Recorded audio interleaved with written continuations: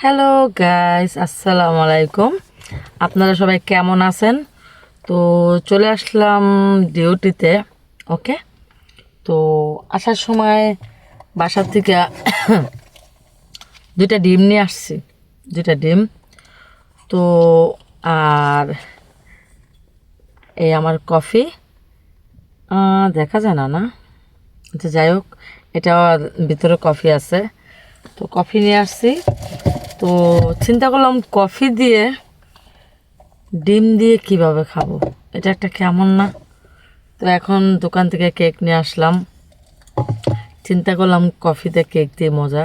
আসলে সত্যি কথা, চিনি কম দিয়া কফিতে যদি কেক দিয়ে খাওয়া যায়, চিনি যদি বেশি দেন তাহলে কফি দিয়ে কেক দিয়ে কখনোই খাইতে পারবেন না।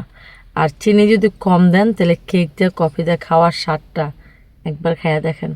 মানুষও বলো মজা লাগে না, আমার কাছে অনেক মজা লাগে।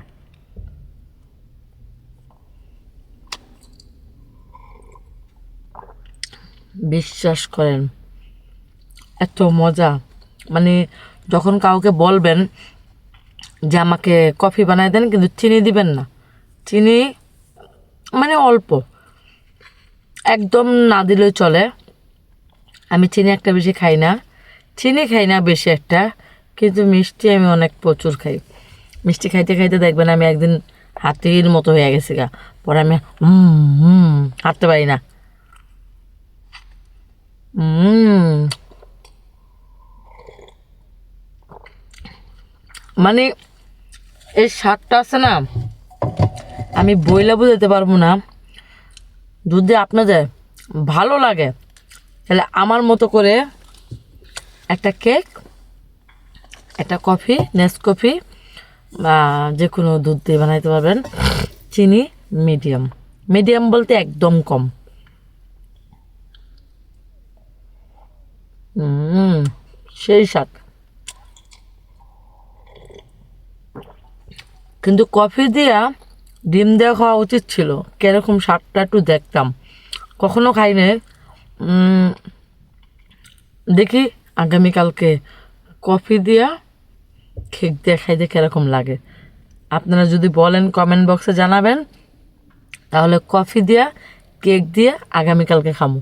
সরি, কফি দিয়া মুরগির ডিম দিয়া আগামীকালকে খামু। ওকে, ঠান্ডা লাগবো মনে হইতেছে। হুম, বিশ্বাস করেন, অসাধারণ অসাধারণ। না খেলে বুঝতেন না। একবার গাড়ির মধ্যে জায়গা নাই, তার জন্য হ্যান্ডেলে এটা কি বলে আমি তো ভুলেও গেছি। যাই হোক, যা বলে আমার মনে নেই। এটা স্টারিন, স্টারিনের পিছনে রেখা লইছি, রেখে রেখে ভিডিও করতেছি আর নাস্তা করতেছি। এখন নাস্তা শেষে আমি ঘুমামো, 2 ঘন্টা আমার ঘুমাইতে হইব। ওকে, বাই।